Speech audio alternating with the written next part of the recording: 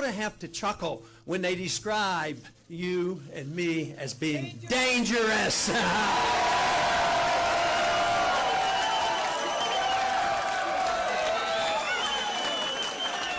That's one thing, they are telling the truth, because we are dangerous to the status quo of this country.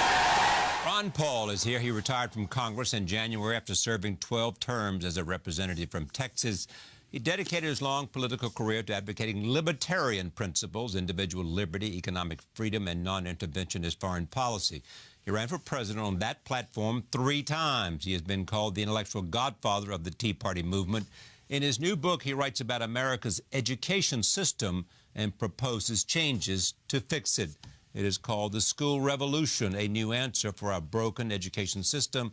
I am pleased to have him here at this table for the first time. Welcome. Thank you. Nice to be here. It's about time you came here. No. So before we talk about the book and education, and the book's called The School Revolution, a new answer for our broken education system, as I said, define what libertarianism means to you. You know, to me, the word I use to best define it is something not a lot of people use. I call it non-intervention. Yeah. And non-intervention in personal life, non-intervention in foreign policy, non-intervention in... There it is. You know. Because it sort of tells you what conservatives and libertarians and constitutionalists and classical liberalism has been used closely as a line, with libertarianism. But non-intervention, as you say, I don't want to interfere in your personal life. The one rule is you can't hurt another person. That's when government's necessary. Your freedom ends at the beginning of no person's nose. And the founders were pretty adamant about advice about not getting involved in entangling alliances or interfering in the internal affairs of other nations. So that's non-intervention. And then also in the economy, sometimes I get close allies with the left. An honest, progressive Democrat like a Dennis Kucinich we were always worked together on civil liberties and foreign policy. But then when it came to economic policy, I apply the same rule of non-intervention to economics. Now, they say, well, you mean that means business people can do anything they want? No, there's still some very basic rules. That's why I'm asking the question. I mean, what kind of regulation are you prepared to think is necessary in a capitalist system? Mostly they're not government regulations. They're not preemption. I look at this like if you're in the media business, the one thing you don't want is prior restraint, because the government is going to tell you what you can say and what you can't say. Well, I apply that to economics. You produce a product and there's no prior restraint. You say, well, how do you get this protection? The free market is pretty strict on regulation. So you wouldn't want to see a FDA? No, they do You have to get their approval before you can market a drug. Yeah, and the FDA is run by individuals who used to be in the drug. They're connected with the. Well, but you can't just dismiss it that way. I mean, there's an idea here, brother, that they're corrupt people because of whatever. Most of the time, when you have regulations, say you regulate banking, the banking lobby writes those. If it's FDA, okay, but stay with it. Okay, but let's assume what you're saying is true. Well, that's good. That's one good reason not to do it. Okay, the pharmaceutical company controls the FDA. Right. Is that your point? Yeah. And so, therefore, whatever they do is what? Well, sometimes they prevent good drugs from coming out, and sometimes they endorse bad drugs. But isn't that they keep bad drugs from coming out? Is that a useful purpose? Yes. And that's prior restraint then? Yes, but you're making the assumption that in the market there would be nobody to supervise. There would be supervisory organizations that would watch. Voluntary organizations? Yeah, I mean, you have a good housekeeping seal of approval that people use all the time. You believe that would work with respect to drugs when you know I think it will not be perfect, but what we have today is so imperfect because the assumption is made that most business people don't want to take good care of their customers. And I think that's wrong. I think most business people... Yeah, but the question is not what most want to do. The question is how do you make sure those who don't want to take care of their customers, who want to do otherwise, that there is some barrier from them doing it? Yeah, if you want perfect safety in any area, in social matters... Not perfect, but it minimize the kind of things that, whether it's, Yeah, I think every regulation creates the necessity of having 2 new regulations, and that's why the Federal Register grows all the time. They don't solve the problems. They are unintended consequences. There's expenses involved. But the assumption is... all bad regulation. I mean, as long as there are regulations that don't serve their purpose, you should have no regulations. I want regulations by the marketplace, because there are something. You can't commit fraud, you can't steal, you can't hurt people, you can't do a lot. And there should be immediate reaction. It's not like you can do anything you want. And the basic assumption is that business people want to satisfy their customers. But when you have regulations, it becomes politicized. It's totally political. It's sort of like distributing R&D funds. Oh, well, everybody wants research and development, but if it's political, you put the money into the wrong things. Then are you saying regulations are a bad thing because they don't work, because they become politicized, or...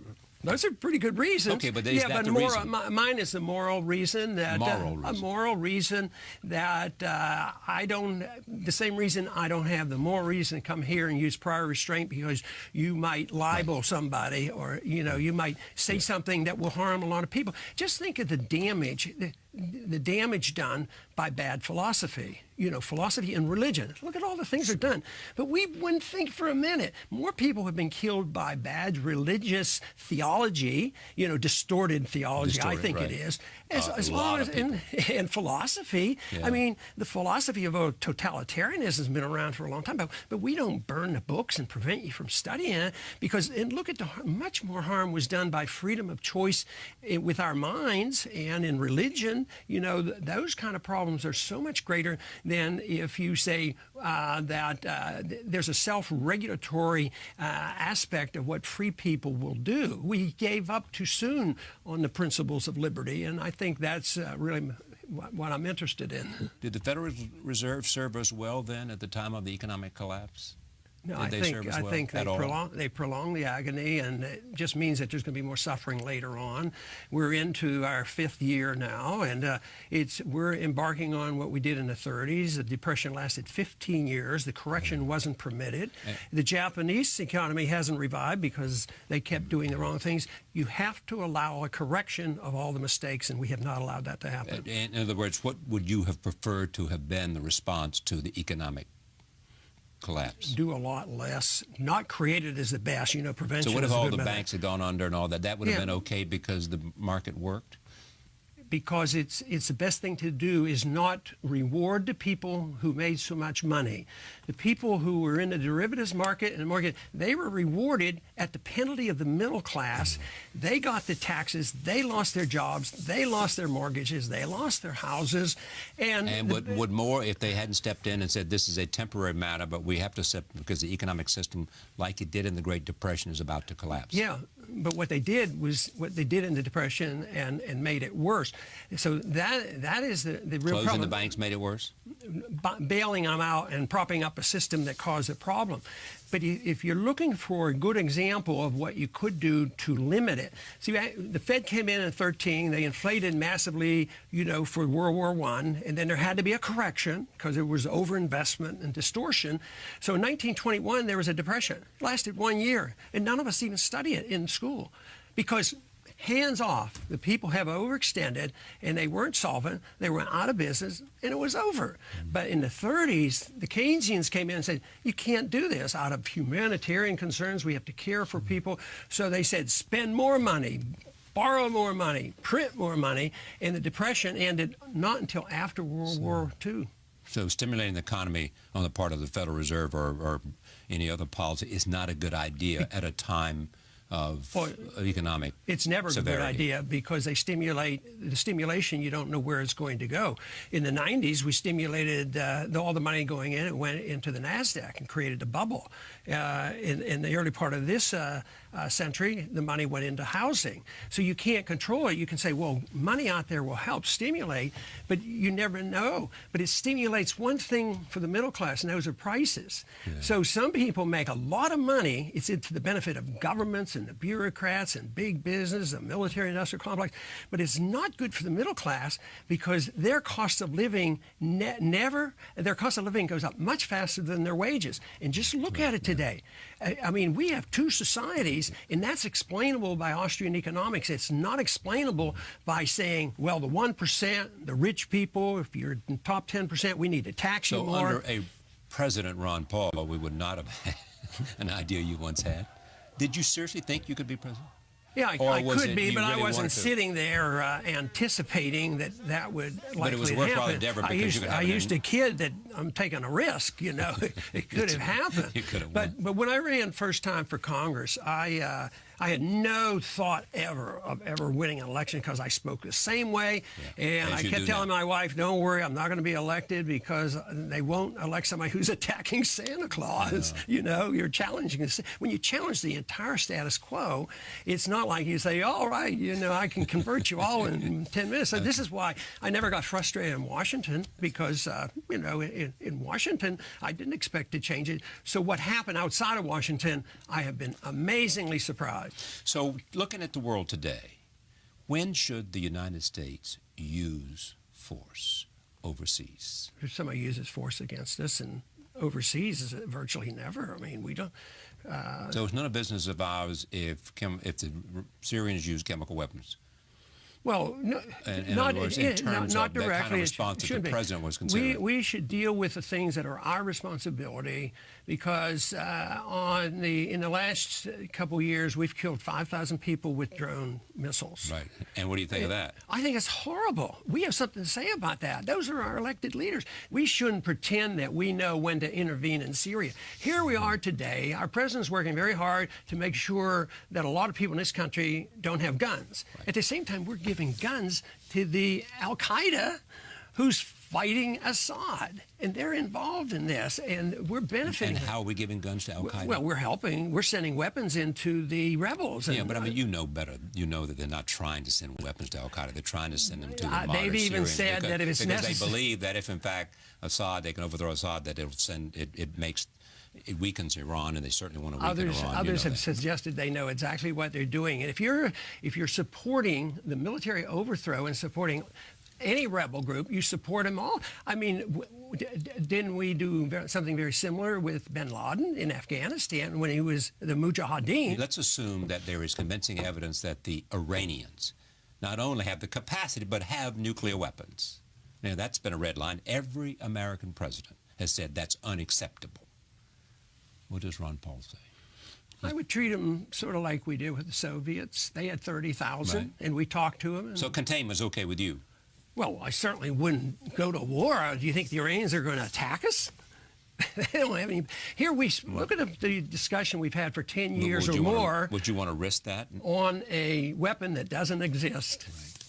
I mean, right now, Obama, if anything, we're getting hints. I think they're delightful that they're willing to talk to this new leader over there. Yeah. I think this is wonderful that he'll at least talk. That's what's my argument. So when the in the president debate. talks about engagement, you're saying right on, brother. If you want to talk to him, fine and dandy. I think that we should do a lot more talking. You know how many thousands of diplomats we have. It's time we had a little bit of diplomacy. What does the Tea Party represent today? I think it represents a group of people that aren't uniform in all their beliefs, Right. except for they're disgusted with big government, the operation of government, the efficiency of government, and especially the spending in government. But actually, the very first time this started up was during our campaign, but then it branched out and Republicans got very much involved. And if it's tied to shutting down the government, is that okay with Ron Paul?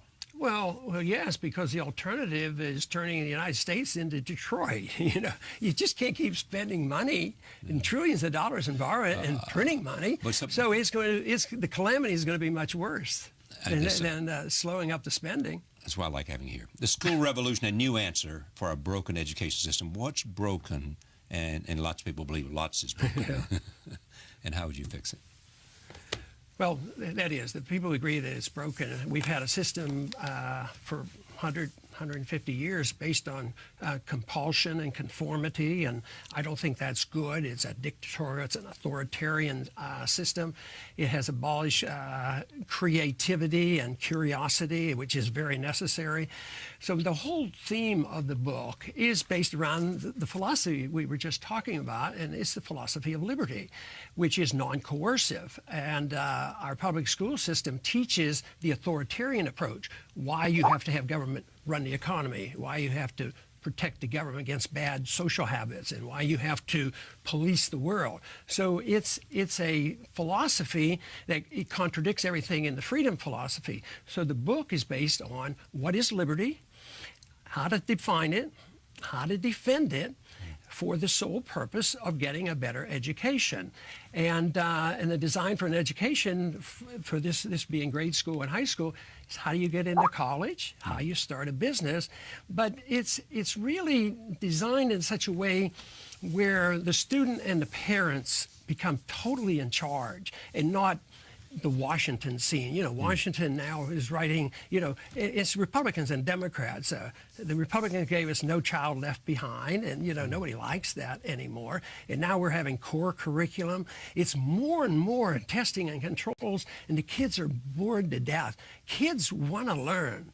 Before they get into school, that's all they do is they ask questions and they learn. And school, the public school system just sort of squelches all that curiosity. I know. With respect to public schools, though, homeschooling, you believe that is the way to go in terms of parents who believe that that the public school education is not benefiting their kids?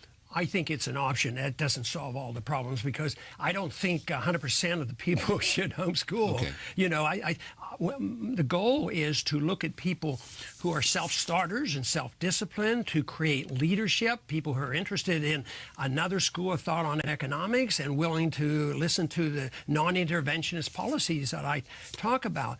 So it's probably 20% maximum that would be,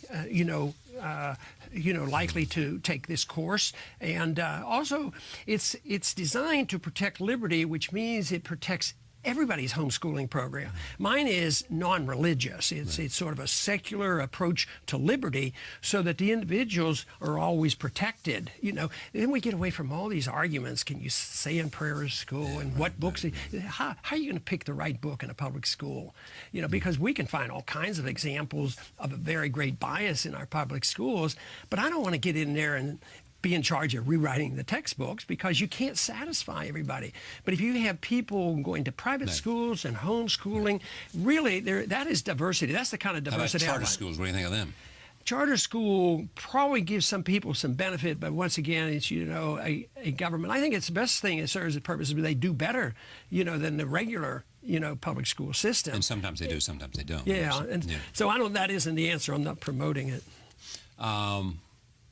Are you optimistic about America because of, what is it, the essence of our creed?